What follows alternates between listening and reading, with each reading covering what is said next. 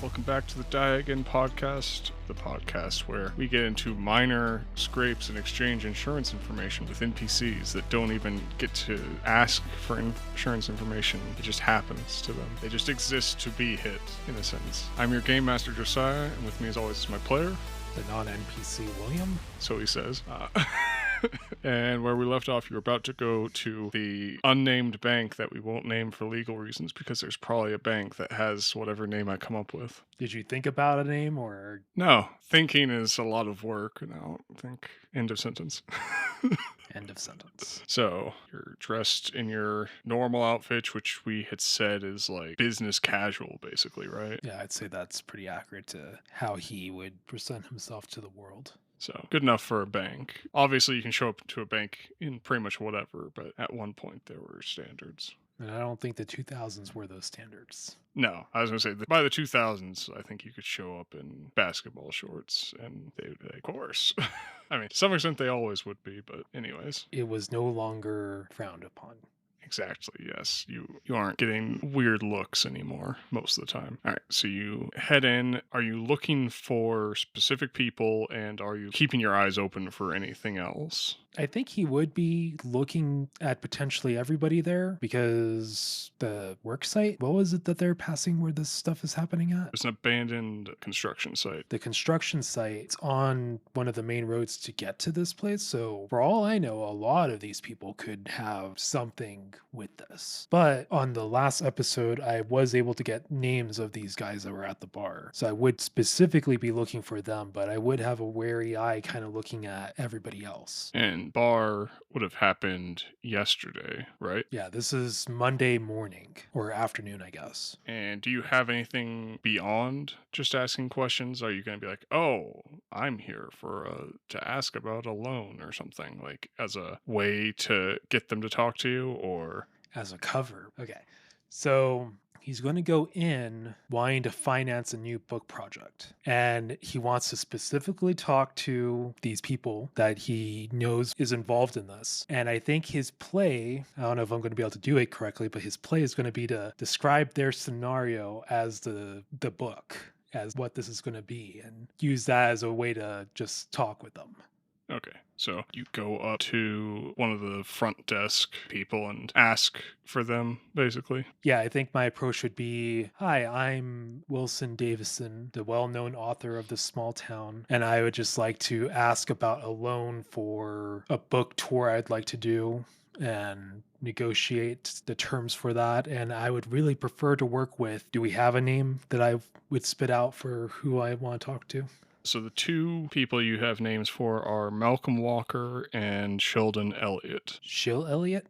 Sheldon, as in the accursed eldritch being young Sheldon. Okay, then I would ask if either Sheldon or what was the other guy's name? Malcolm. Malcolm as in Malcolm in the middle, and Sheldon as in young Sheldon. And canonically, that's how these characters look. Oh, that's horrifying. Okay, so I'd name drop either Malcolm or Sheldon to talk with about this business exchange. All right, make a luck check as this person is checking to see who's on shift today. Okay, so my luck is fair, and I roll terrible, so that's -2. That puts me at... Looks like they are on sick leave currently. Can I direct you to one of our other very qualified specialists? I like to think they say it in that exact tone. You know, I'd really rather work with them, and there's nobody else list-wise that I can talk to. In terms of like people you have? In terms as the people that are at the bar. I don't know if there was more than just the two. There were other people at the bar, but those are the only people that you wrote down, and you don't recognize anyone else that's there, but you also never really looked, so... Well, I wasn't too concerned with trying to talk with other people at the bar, other than really the guy that is hospitalized. Yeah, he's hospitalized. And then these two. So I'm going to say, you know what? I'll come back later. I really want to work with either Malcolm or Sheldon. Are you going to leave a number for them to call? Yeah. When they get back, make sure to give them my phone number, which is blah, blah, blah, blah, blah, blah, blah, blah, blah, blah. That should be the right amount of applause. I'm not counting. All right, so you give the front desk that, they write it down. Is there anything else you're going to do while you're here? See, if my character was sneaky, maybe he'd try to get into somehow get into their cubicles or something and find information. But I don't think this character is built for that. I don't think he has the skills for it. He can write about someone that can do stuff like that, but I don't know if he has the skills or the cojones. yeah, he could write about them. That he could do. Dang, that's unfortunate. Before I leave, I'm going to ask, were they both complaining of the same kind of inflictions? We don't ask for details. You're provided sick leave, and you are allowed to take that at will, and rouse off some corporate speak to basically. You're not sure if it's because they don't want to tell you or because they actually have this policy. Right. And they probably, in some sense, do. And I'm just a guy. Why would they tell me? Yeah. So then I'm just going to say, just in case this is a weird stomach bug or whatever, I'm going to do a couple of pumps of that sanitizer that you have on your table and do that. And I guess at that point, I just kind of walk out. As you walk out, make a perception check. Please roll high. Okay, my perception is great, which is good. -1 poor, so that puts me at good. All right, with a good, you see. So so this bank's at an intersection, right? It's on one of the corners of an intersection. Right. So going to either side of it, perpendicular, I guess, would be the... Perpendicular of the intersection? Yeah, on each street, basically. That's the way to put it. Each street going on the... Relative to you, it would be coming out. Well, anyways, going down the street on each street. Before we continue going... Yeah. Before we continue going, dear listeners, we don't release our video of us communicating, but there was a lot of hand gestures and a lot of knife hands. And yeah. Okay, sorry. Go. If you throw money at us, perhaps you too can experience the sheer articulation. It's truly an art. So, anyways, going down each street, you see one on each street, a black SUV with government plates, unmarked otherwise. So there's no department of whatever. There's nothing like that. It's just black SUV, government plates, tinted out windows. Okay. And last time we discussed that Wilson isn't really paranoid of them. He just expects that they exist and that they're real, but that they're not going to trank me all of a sudden and take me into their experimentations. Winston. What did I say? Wilson. Wow. Winston. You're the volleyball from Castaway. I don't know if I know that reference. Oh, you haven't? I think it's Castaway. Tom Hanks gets stranded on an island, and there's a Wilson volleyball that he starts talking to. Yeah. Yeah. It's the only thing I know about the movie. Oh, so it sounds like a thing we should both watch. Yeah. Okay. So I think that looks weird, but I'm not in the mindset of they're here specifically to deal with me or whatever. So it's a black van on the streets going both ways perpendicular to each other, right? Mm. Are they blocking the traffic or? Right now they're just moving. This is as you come out. So they're at the light. And they're coming from opposite directions, but both of them are going to, at the very least, go past where they would need to turn into the bank.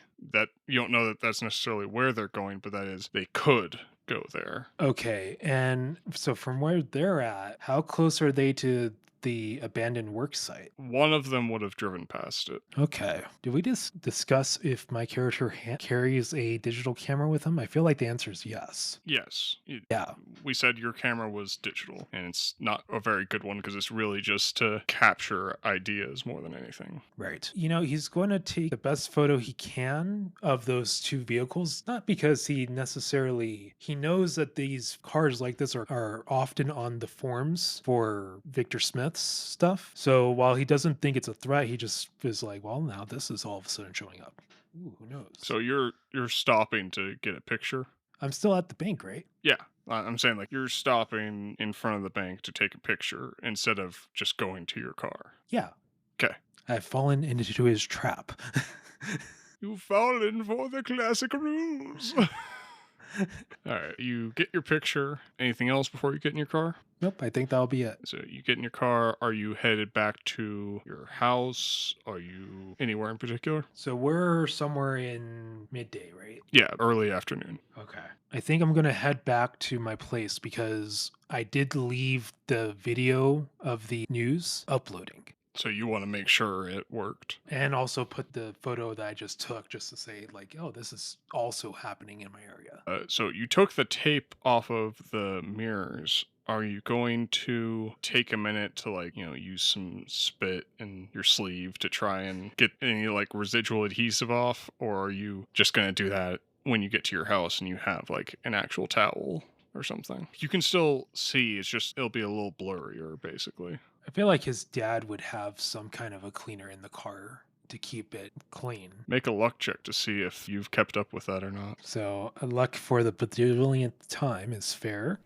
Okay, today's just not my day. -2, so that puts me at mediocre. Yeah, so you've got the bottle, but it's, like, empty. It actually cracked and spilled all over the trunk. Okay, I'll try a little bit of saliva and some elbow grease and see how that works. Let's call that an agility check. I think that's reasonable. He goes Haktua and And Will is banned from the podcast. I'm sorry. What did you want me to roll? My mind blanked as soon as that came into my mind, and You I had to brain do it. rotted yourself.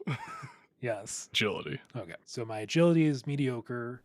Hey, +1 average, so that puts me at fair. Wouldn't that put you at average? Because you're at mediocre. So if you got +1. Oh, yes. I'm sorry. Yeah, correct. It puts me at average. So I'll say you get driver's side mirror and the rear view cleared up pretty well, but the passenger side mirror is still pretty nasty. Okay. I'll just make sure I clean it before Dad sees it.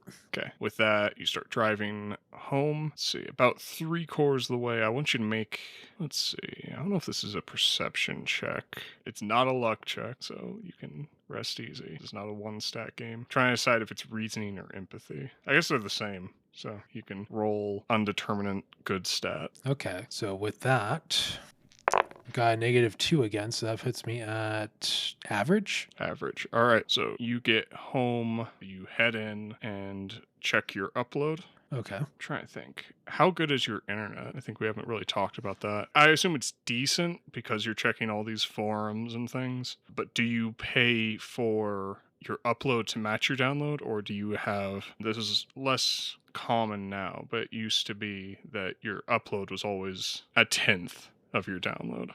I mean, we're dealing with the 2000s. Would it make sense for a writer to pay for business class upload? I don't think so, because you should be sending your editors RTF files, which are a finished book is probably not going to break a megabyte. It's nothing, right? I think if he was alive now, he'd be all about either doing fiber or potentially even doing Starlink kind of stuff and just enjoying best of what he can do. But now, I mean, yeah, let's just say he pays potentially for like cable, so cable internet, which would just be a 10th of the speed for upload. And let's see, so you did edit it down, so I'm going to say it's just finishing up. Okay.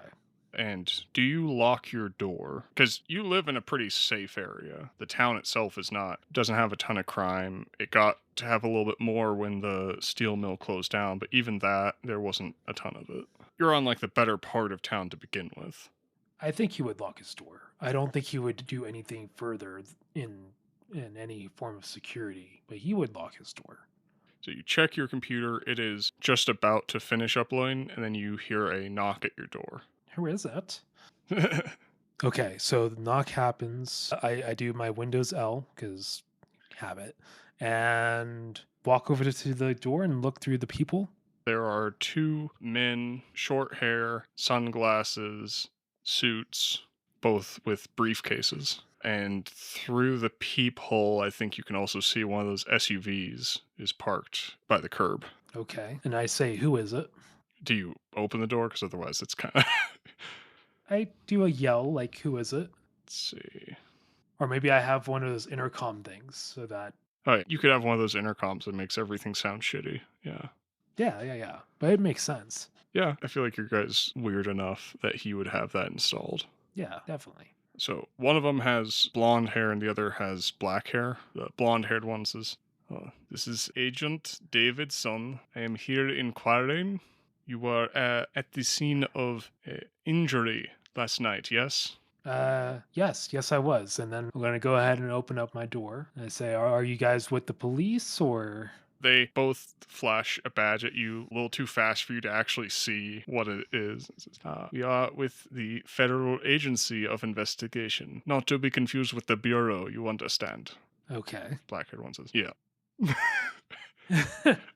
And as you're talking to the blonde-haired one, the black-haired one sort of moves past him and pulls out. Looks kind of like a BlackBerry. For those who don't remember the BlackBerry, this was what every real professional had at the time. It was a phone with a slide-out keyboard because you could actually send emails on it, and that was crazy. Revolutionary. So it looks like he's messing with that as you're talking to the other one. Okay. I say, yeah, I was there at the incident last night. I was actually there with I guess you could call Collie Maria, Detective Maria. Have you guys touched base with her? Because she would definitely know so much more than me. Oh, yes, some of my associates are doing the talking with her, yes. Perhaps you could indulge me in a beverage and we can sit and have a good long chat. Yeah, sure. And you guys, I don't know if you know, but I'm a pretty well-known author in these parts, so definitely tell you about my books and all that. So come on in, come on in. The black-haired one is already like in your living room, while the blonde-haired one is sort of walking with you. And the black-haired one says, "Winston Davison, I liked your early work. No comment on your later work." Which one of my later works were you a fan of? You asked him which one of your later works he was a fan of? Yeah, like which book was his favorite from that time period? You're giving me license to name one of your books. Yeah. Uh-huh. All right, give me a second. Just don't destroy me like another podcast does when this kind of gift is granted. I like Chronicle of the Moons. It's a bit gratuitous with the sex scene. Hey, you got to get eyes in somewhere, so. But I'm glad you liked it. And he goes back to messing with his, what you assume is a BlackBerry. Right. Or some derivative. Well, the blonde-haired man sort of steering you towards your own kitchen. Like they know my layout kind of thing? Yeah. That's weird. Yeah, it's almost like all these building plans have to be reported to the government or something. Wild. But that just seems like something a crazy totalitarian government would do and not the good old US of A. Never. But I do write that down as a potential thing to use in another book. You just pull out your notebook as he's going around like, oh, wow. Right in front of him. Yeah. Well, the BlackBerry guy is doing the same thing. Like... Oh, yeah. I'm not saying you can't. I just think it's funny. So I say, what kind of drink are you boys interested in? Oh, I am loving of the coffee. Yes. And the other one says, "I'll have a water." Okay, I got this really cool blend called the Corva blend coffee. So I'll get that into my dripper, I guess. Isn't that like a French something? Yeah, that's how the Corva coffee, that's how it's made. So very Frenchy coffee. Listeners of the previous seasons will appreciate that. So you get that started. Are you going to go hand the water to the other guy, or are you just going to set it out and let him come get it? I think my guy was raised to be as well of a host as possible. He would hand it to the BlackBerry guy. Okay. As you're moving to hand it to the BlackBerry guy, make an agility check as your foot gets entangled with the blonde agent's foot to catch yourself, basically. Okay. So my agility is mediocre, +1 average, so that puts me at average. All right. I'm trying to decide how I want to do this because this might be the first sort of contested thing that's happened. I'll roll secretly and not tell you. And unfortunately, our boy is a quiche eater, so... Real and true. Actually, why am I even rolling? I already know that the agents are like so far above you physically. I realized as I rolled, I'm like, wait, there's like literally, it is not physically possible for them to. They would always win. So the agent catches you. Oh. And when he catches you, you stop and the water sloshes out of your cup onto your laptop and it. And that's pretty much could be dead. He goes, "Oh no, that is the being of the tragedy. How unfortunate. No. All of your important files." I say, thank you for catching me. I'm such a natural klutz, this happens all the time. I'm honestly really pissed off my dad, but but that really sucked. Yeah, I'll see if I got a bag of rice laying around somewhere. Let me get you another cup of water, though. And I'm gonna repeat and give him the cup of water. Out of character, that was smooth to destroy this laptop. I love being able to basically make it clear to the player that this is absolutely on purpose while also making it not clear to the character. That's nice. Yeah, no, he is a klutz. This has happened before. So the blonde agent gives you a wide berth this time, obviously just being considerate to avoid any more accidents. You hand the glass of water to black-haired agent. Do you try and get a look at his phone as you do so? To do this, I would have to be like super obvious, or is this just I barely glance and I see something? I think you would have to make an effort to see it. I spill water on his phone now. That'd be aggressively funny. It's so out of character. Man, without it just being a very natural thing to accidentally see, I don't think my guy would. And lucky you, you've got all your mirrors taped up, so no chance of seeing it in a reflection. And that, ladies and gentlemen, is how a DM uses player has said against them. We can also call it foreshadowing, if I was good at planning.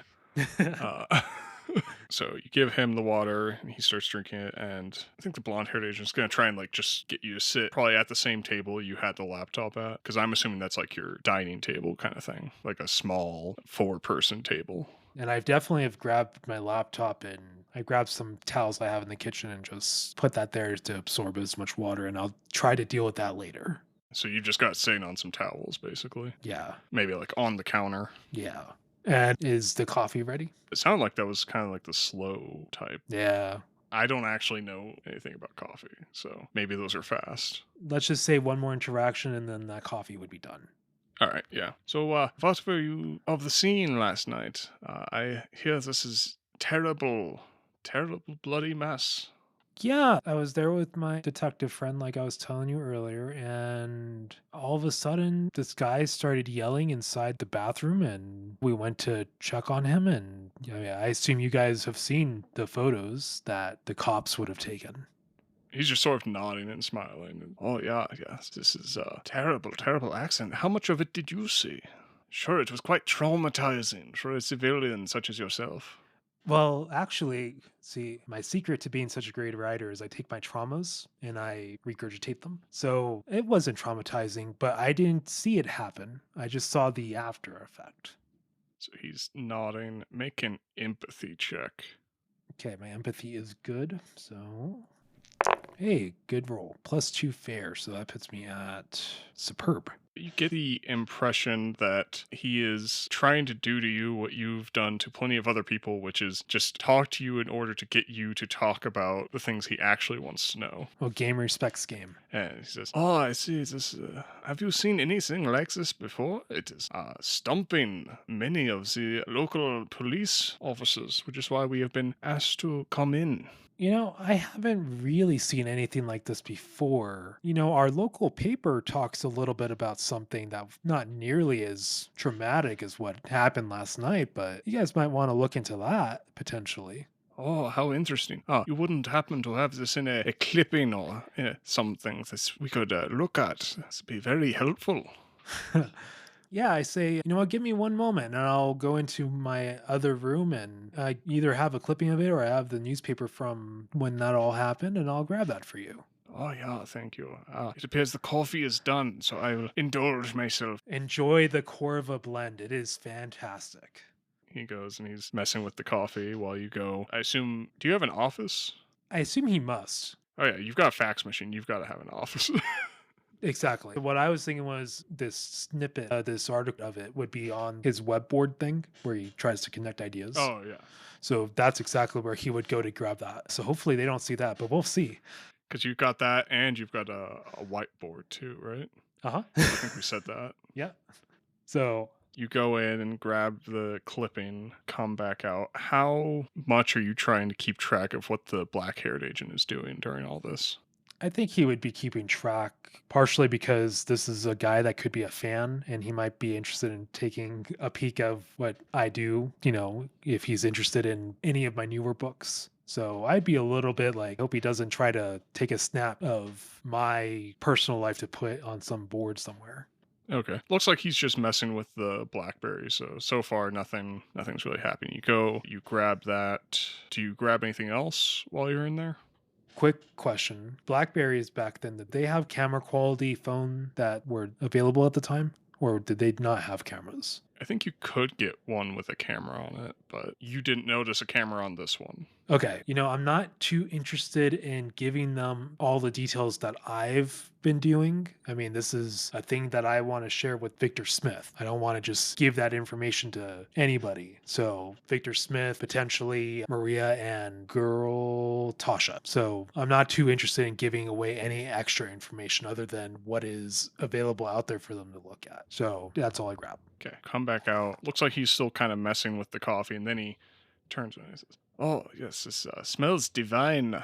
And he goes and sits back down at the table with you.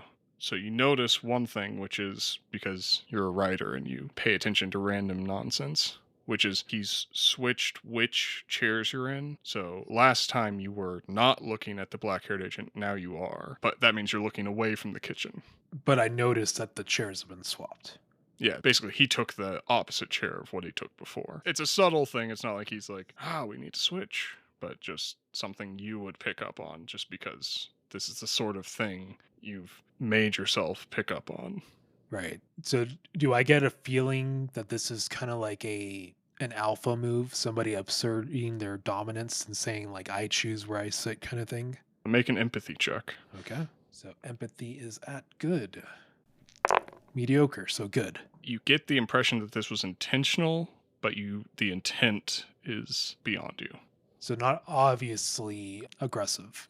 Yeah, it's not the Trump pulling you in when he does the handshake thing to put you off balance, which is something I only heard about the other day.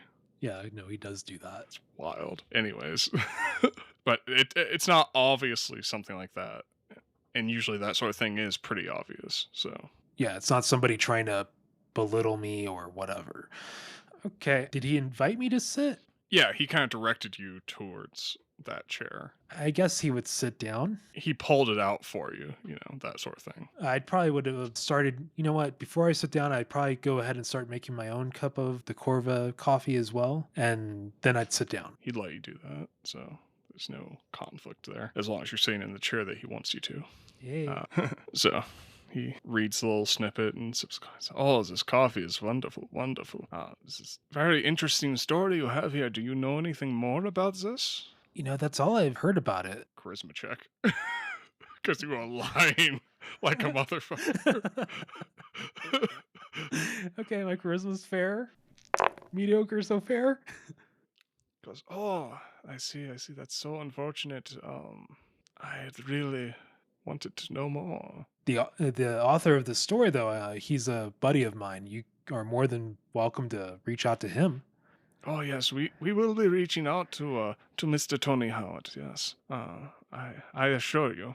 As I say this, I'm thinking to myself, shit. If he squeals on me, then Yeah. If any of, because up until now you've been talking to everybody. Yeah. And then he goes, "Oh no! Quickly, we must call the emergency services. Your kitchen is on fire." What? And you look behind you. It is. Oh no. Pretty much from your stove to the coffee machine of all things. It's on fire. And it's caught the curtains on fire. And it's moving up the walls. And Oh no. what a tragedy. What a happenstance. He grabs you and pulls you out. We must evacuate the building. My coffee. I'll call the fire department.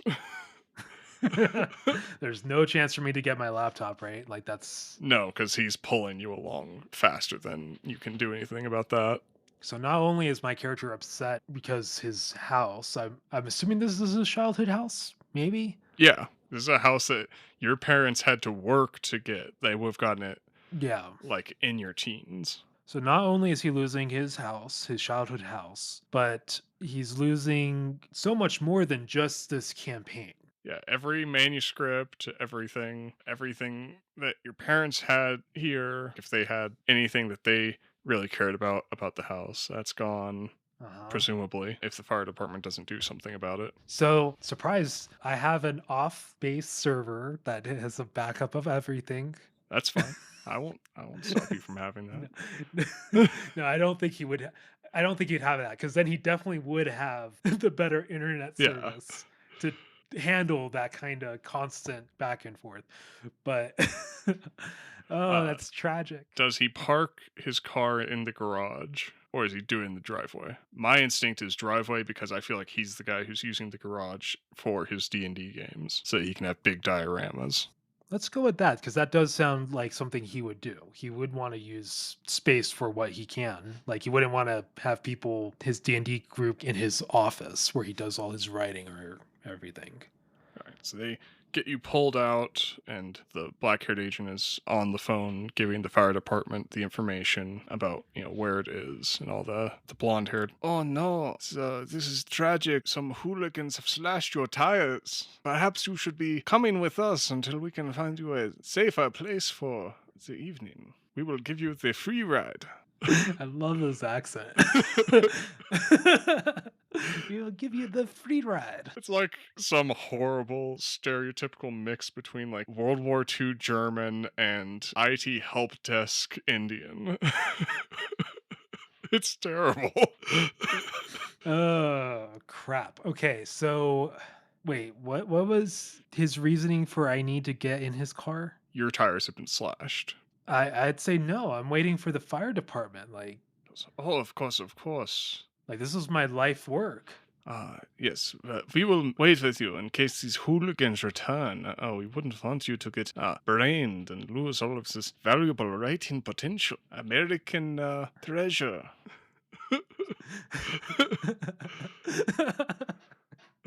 Okay.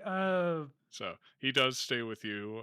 Seems like the fire department takes longer than you would have thought to get there. But they do? But they do get there. But just seems like it's probably too late to save anything in the house, you'd guess, because it's gone up.